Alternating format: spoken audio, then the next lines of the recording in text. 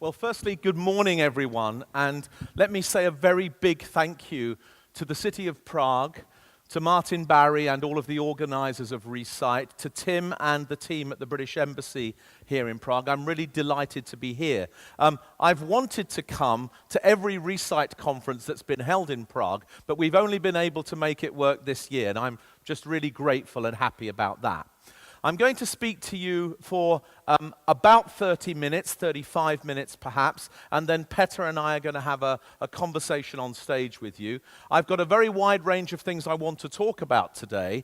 They're all anchored in the idea of the shared city, but I'm going to tell you that I think the thing that really interests me most is the question of how do cities become self-confident? How does a city like London, like Prague, like the 98 other cities that I know and work in, how do they develop a self-confident approach to the future? And what part does sharing play in enabling that self-confidence to emerge? So I'm going to talk a lot about the role of business today. That's the angle I'm bringing to the conversation. And I'll begin essentially by observing that many cities, particularly in Europe, were established by business. This idea that somehow there's a private sector and a public sector is a very binary idea. Most of the cities of Europe were established by business groups that wanted to trade, wanted to organize trade, wanted to arrange their logistic functions in a certain way, wanted to create a shared mechanism for business leaders and workers starting to get organized to create a way to share and organize and manage a space. So it's very deep in the DNA of Europe and Europe's cities that the city is a shared construct, a shared place, a place that's organized between business and citizens. And the creation of democratic local government, if I may put it that way, is a relatively new idea. It's also a very good idea, of course, but it's established by this big history of cities. I'm going to try to observe 6, I think, very important trends in the relationship between business and cities. And the reason I'm doing this is because I think a huge amount has been written and said about the role of globalization and urbanization in changing the way we live, the new demographics, the new dynamic of competition, all of these things. But very little has really been said about what all of that means in terms of the relationship between cities and businesses.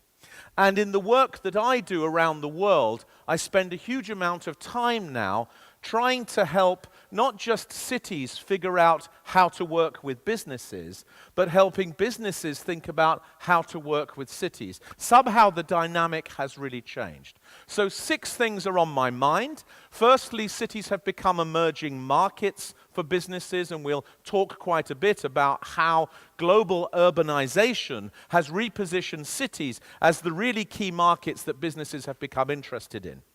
Secondly, and we'll dwell quite a lot on this because it relates very strongly to the sharing economy, businesses are re-urbanizing. There's a huge shift back to the city for business. We'll talk about that. The third thing is what I would call the rise of tradeable urban services, the way in which the making of cities themselves, the engineering, the architecture, the urban design, the logistics, the infrastructure, has not just become a way that we build one city, but this is the new great globalizing sector in our economy, where expertise that's created in one place is then sold somewhere else. You won't be surprised to discover that one of my punchlines today will be, if Prague is the shared city, how does Prague begin to export its innovations in how to share a city so that other cities and other businesses can benefit from that? I'll also talk about how businesses are rebranding themselves for city markets and consumers, how cities have become hubs of business innovation and why different cities offer a different kind of innovative platform for firms, offering productivity advantages if they can do things right. And then lastly, how businesses are restructuring to meet city goals. Now, I'm telling you about these 6 trends because I think they're very little discussed in this kind of way, but they add up to a new dynamic in which business, I think, has now become a much more effective, successful, honest, and responsible partner for cities. And I will argue at the end of these remarks that cities now need businesses as a partner in the shared leadership that's required for the future.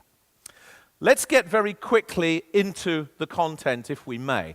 So, cities have become emerging markets for business. There's a demographic element of this, the global population shift into cities. As populations rise, big cities are getting bigger. Medium-sized cities are growing the fastest. Small cities connected to larger cities are growing quickly. Only in a very small part of the world, Eastern Europe, are cities contracting. In nearly every other part of the world, cities are growing. And of course, in Central and Eastern Europe, as you know, big cities are getting bigger. It's only smaller cities that are getting smaller. So this increase in population and this changed nature of the economy as we drive towards an innovation economy that requires an urban platform is a key driver. I've already talked about the rise of tradeable urban services, how architecture, engineering, infrastructure, logistics, planning, urban design is now a global industry.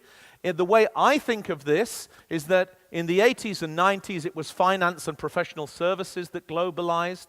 After the 90s and into the first decade of this century, it's essentially been science and technology that's globalized, life sciences, clean tech, and the other big scientific industries. And now, in this decade and the decade that comes, it's these urban services that are the key globalizing industry, the ones that show the biggest growth, the ones where a city brand is really critical in how the services globalize. Think of Barcelona, think of Singapore, think of Medellin, think of Bogota, the superstar cities that have figured out how to solve urban problems are also the headquarters of many companies that are now selling urban solutions around the world. And of course, my own city, London, messy and unplanned, but innovative and very successful, has of course exported a huge amount of architectural, engineering, and infrastructure expertise around the world.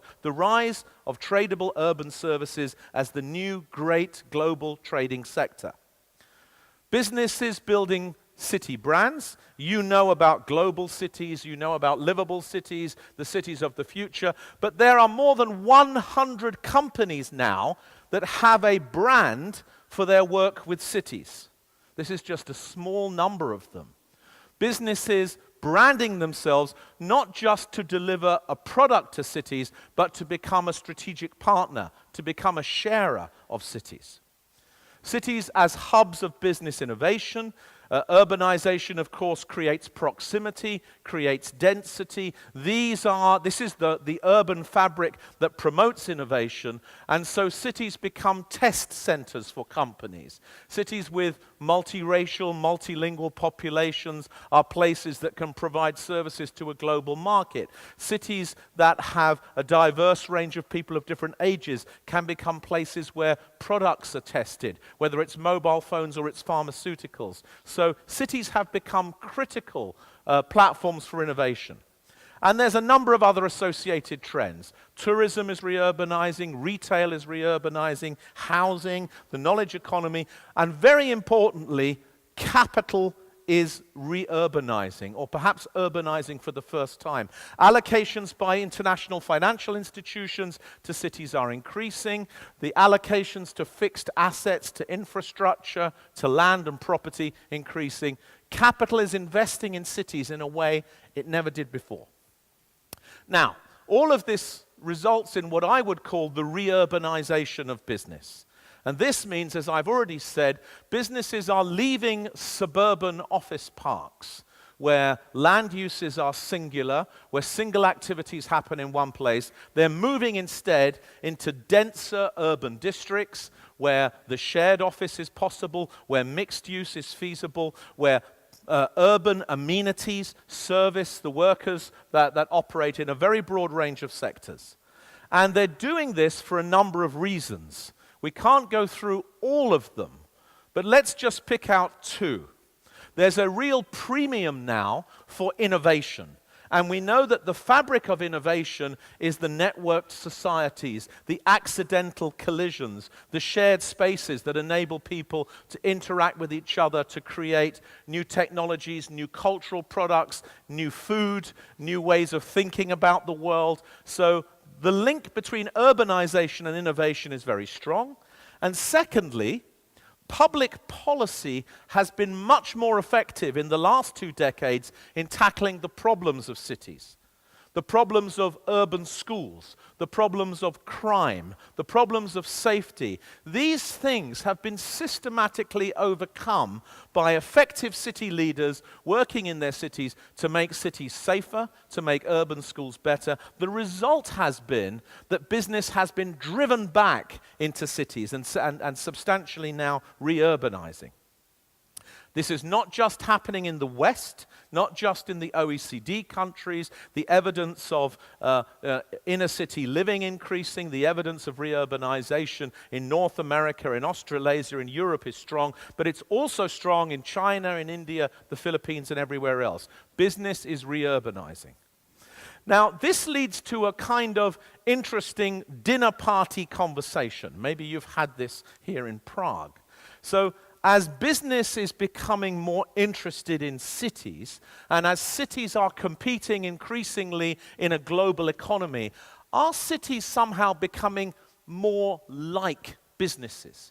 If cities are going to compete and succeed and everything else, do they just become like businesses? So there's a whole series of ideas. Cities have to compete in global markets. They have to attract investors. They worry about leadership, talent, brand, investment, networking, R&D. There's a whole series of ways, and all of the 200 now global indexes and benchmarks of cities compare and contrast the performance of cities.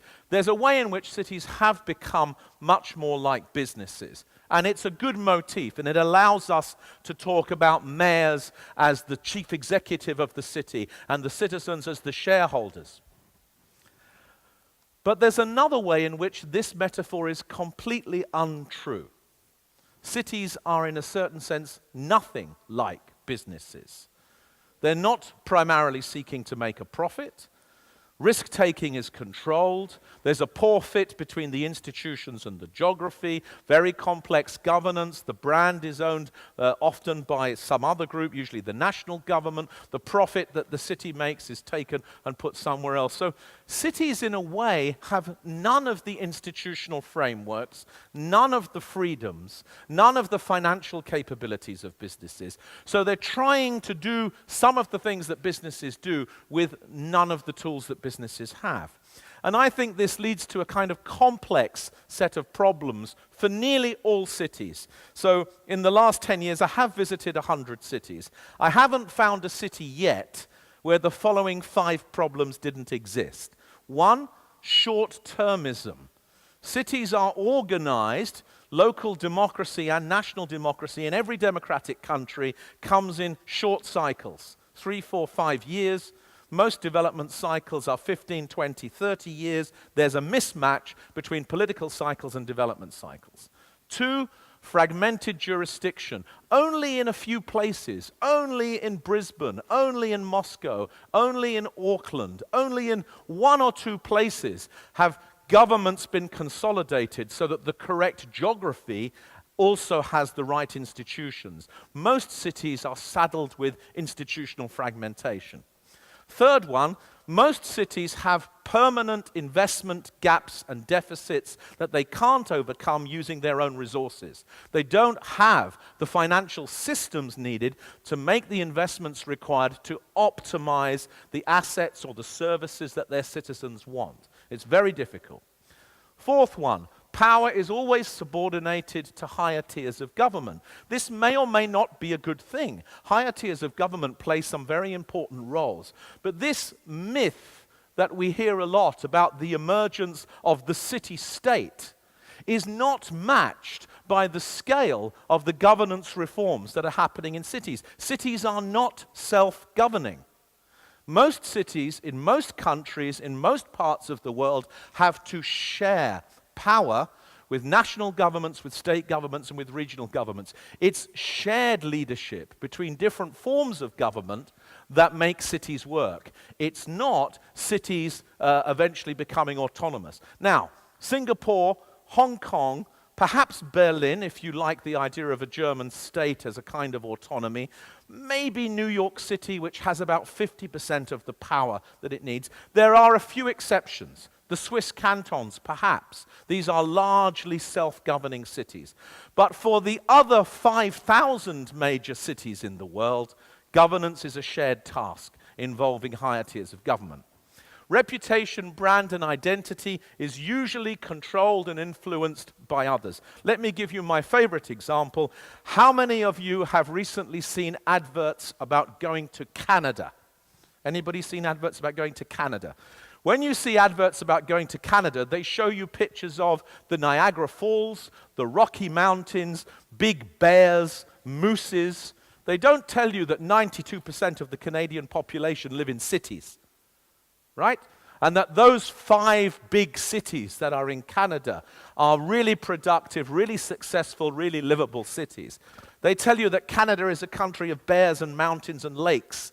Okay? So national brands are usually not pro-urban. So when people think about going to Toronto or going to Vancouver or going to Montreal, they firstly have to delete the image of the bears and the lakes and the mountains, okay? So the brand is highly influenced by others. Let's keep moving.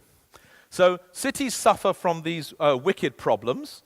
We've been through this. And what this means is that nearly every city in nearly every part of the world has to become inventive and innovative in order to overcome these institutional challenges. That involves an innovation agenda that presupposes sharing is at the heart of it. So let's run through these ideas about sharing. With the reurbanization of business and population that I've already talked about come 3 key things. New kinds of business locations are opening up in cities. There's new ways to share land, to share services and infrastructure, and there's enhanced systems of innovation happening everywhere. And I suspect that you know that all over the world we're seeing this shift towards urban space being a shared space. One little example is mesh in Oslo. I was in Oslo last week looking at all of this. That's why I put these slides in. This is a good example of a building which is really a former office space being utilized much more as a club space to support the innovation economy. Here we have Ed Glazer, who I think was a keynote speaker here last year, talking about cities enable the collaboration that makes humanity shine much more brightly. He's absolutely right. And then here's another example from Oslo, how science and technology and medicine work together to create new spaces in a city. So if you think about this sharing economy, one of the things that it presupposes, one of the drivers that urbanization produces, is that if we need to have a more sharing economy, we're going to have a more dense city. And I won't take a long time to explain this chart, but suffice to say that density and densification of the city is the key enabler of the shared city. Let me explain what I mean very quickly. Urbanization and globalization produce more demand for cities. You have basically 3 choices. You can allow cities to sprawl, to just go outwards and outwards forever, with all of the social, environmental, and financial consequences of sprawl. That's option 1. Option 2, you can build lots of new cities, like we see in the Middle East and in China and elsewhere.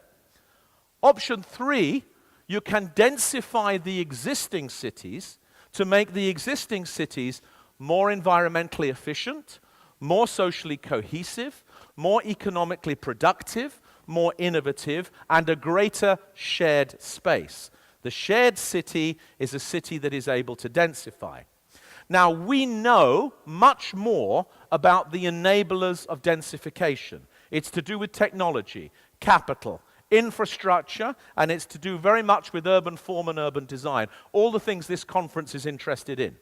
We also know that there's a good version of density that is high amenity, high trust, mixed income, transport enabled. It's very much organized around distinct identities. It has urban design at its heart.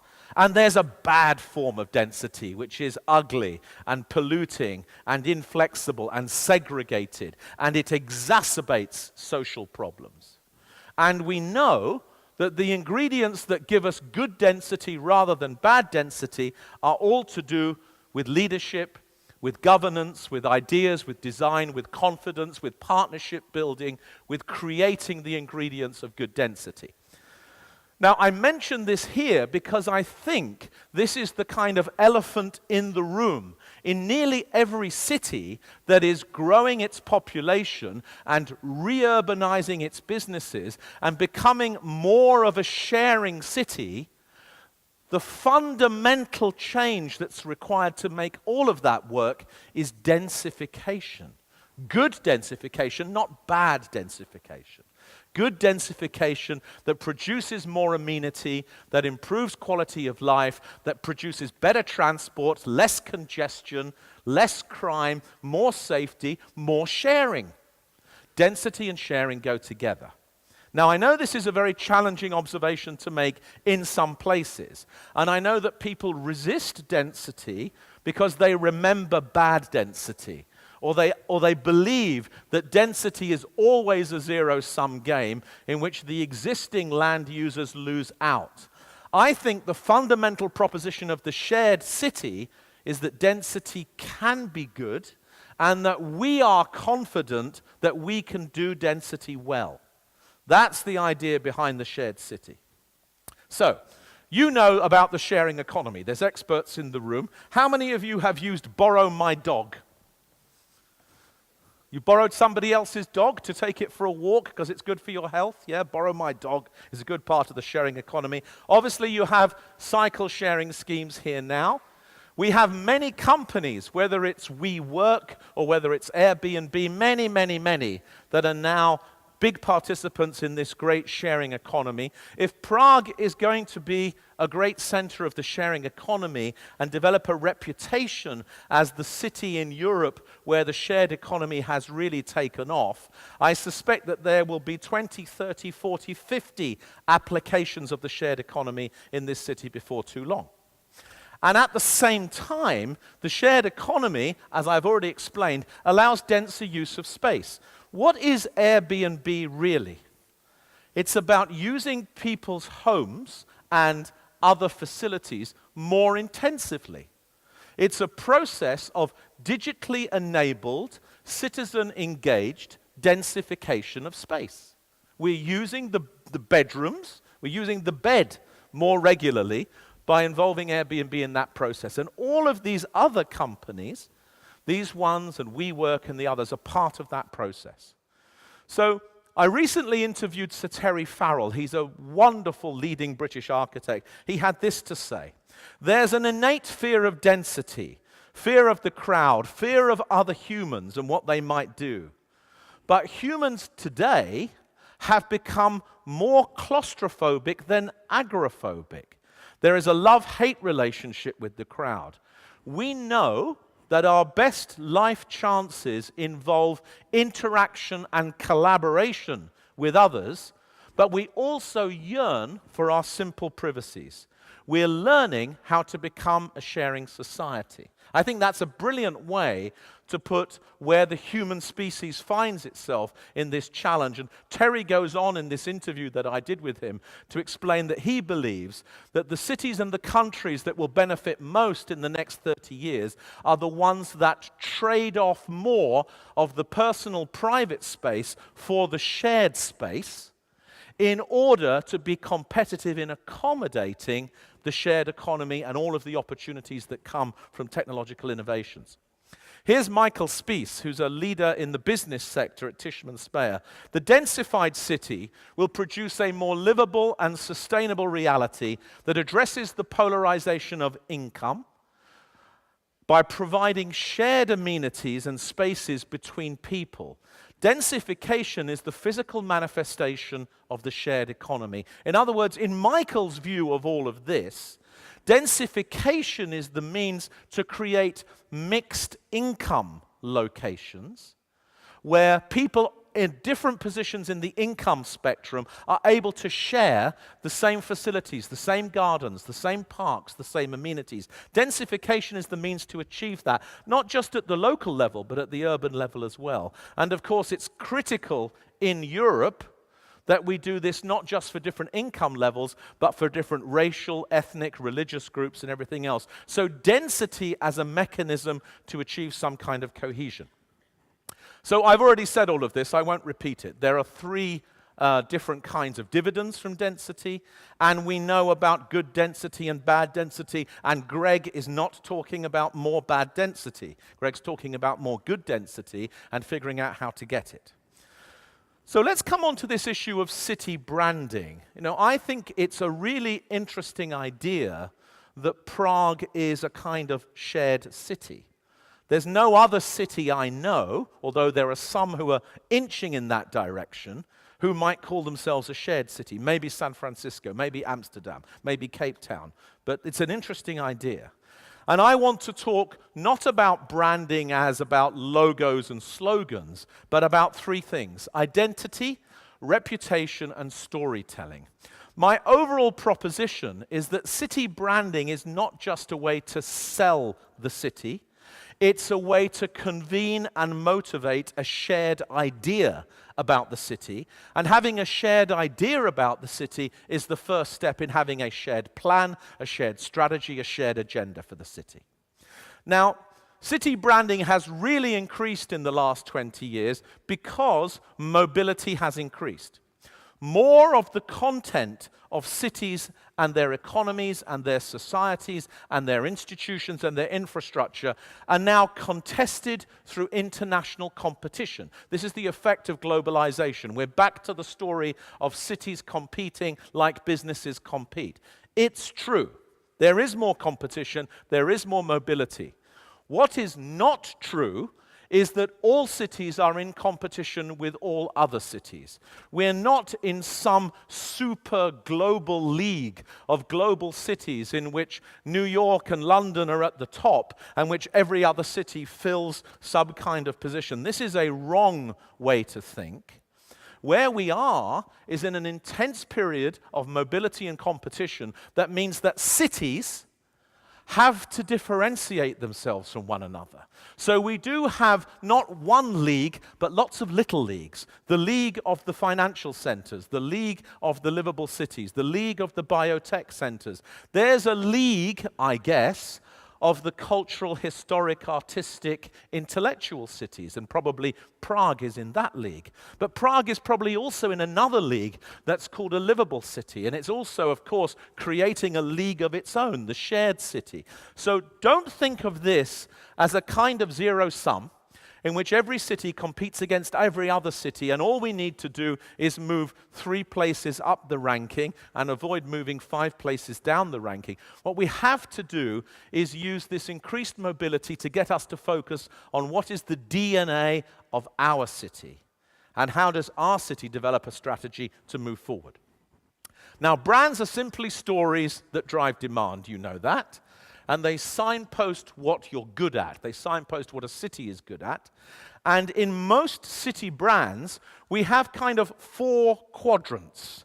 One is what I would call the citizen brand. What's the story of this city towards its citizens, and what's their story about the city back to the city? What's the narrative of how the citizen and the city works together?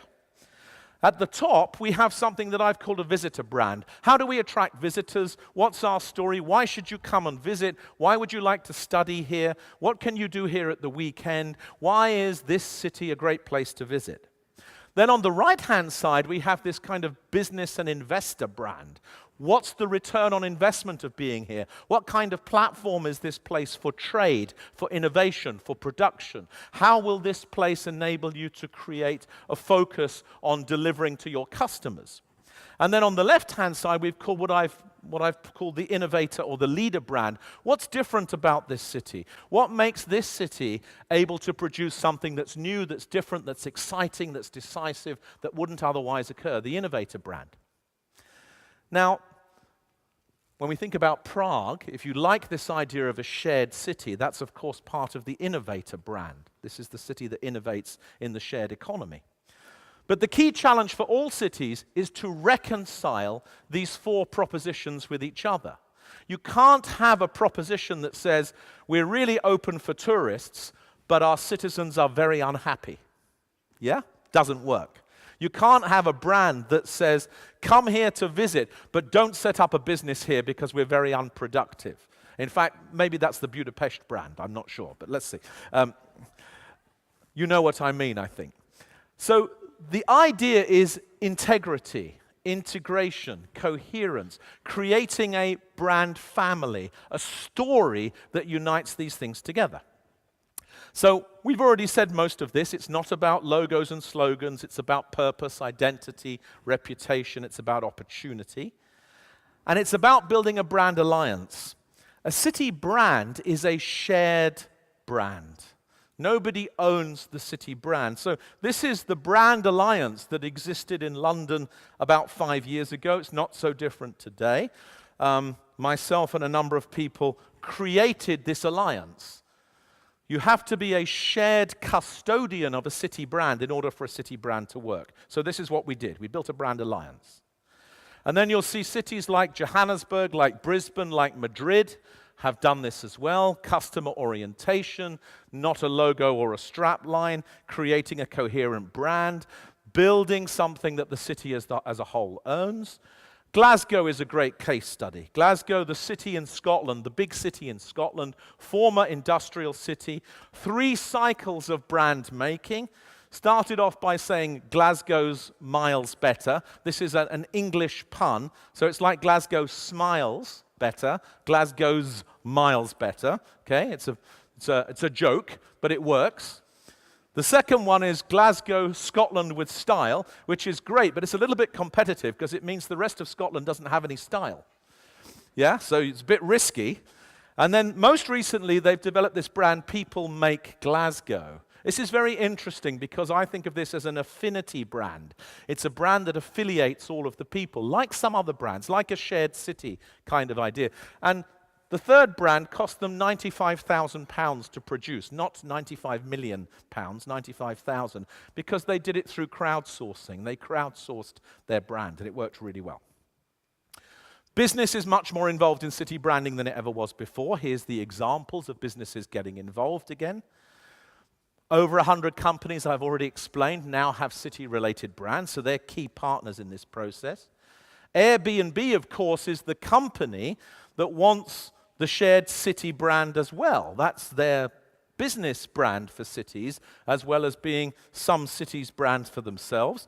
And as you can see, Airbnb positioning themselves very strongly as a company that really works to create a shared city. Lots of initiatives happening there.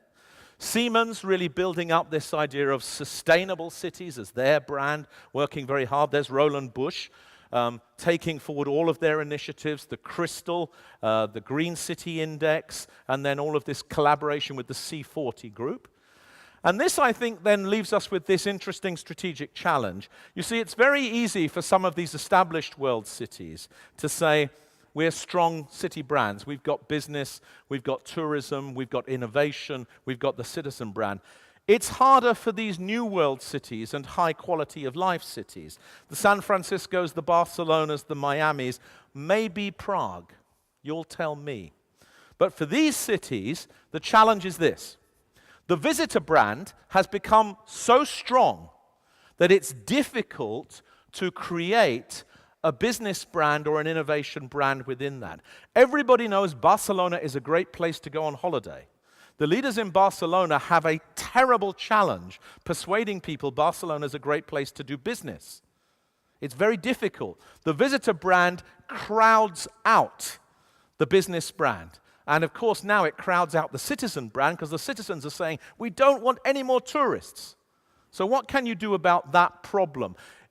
Is Prague at risk of having this problem? You'll tell me. San Francisco has an easy solution. Separate the visitor brand from the business brand. Use two different names. San Francisco is a visitor brand. Silicon Valley is a business brand. Amsterdam has a solution. Use a participation brand, an affinity brand. I Amsterdam. Affiliate everyone together under the same brand.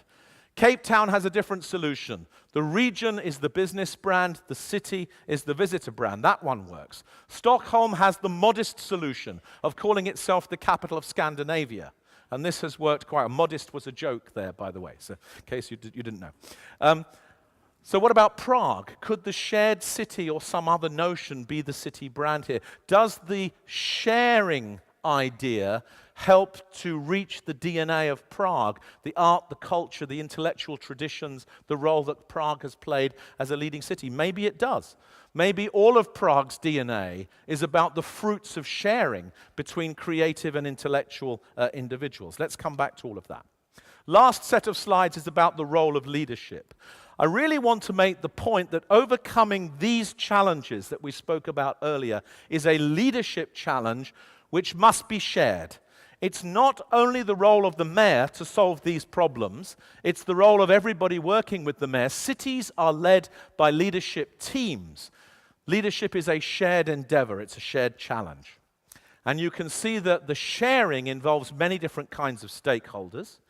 And we can also observe that city agendas tend to go through cycles and sequences that build towards a fourth cycle or a third cycle of maturity. We start with projects. We move into plans. Then we develop strategies and governance. Then we develop a high level of trust, a high level of mutual interdependence. The idea of trust in shared leadership is really key. Strategic planning on the one hand versus city planning on the other side. What we need to develop in all of these cities to achieve the benefits of densification and globalization and the shared economy is the long-term approach that's integrated, not the short-term approach that's only about land. Strategic planning is one of the ways that this happens. It's vision-oriented, future-led, collaborative, shared planning. Barcelona, Melbourne, Johannesburg, all cities that have gone through this process. And it involves catalytic projects that drive us forward, initiatives that show the future of the city in one place, one location, or one sector. Now, my proposition is that business leadership groups have become a really important partner in this process because of this whole trend of reurbanization that I described. And there's many new kinds of business leadership organizations growing up that are not the traditional chamber of commerce lobbying for business interests, but are business groups that have become committed to the future of the city. So, my final slide. What I want to say to you is essentially this. I believe that all the cities of the world potentially have a very exciting future. I'm hugely optimistic about the future of Prague and about the major cities of Central Europe.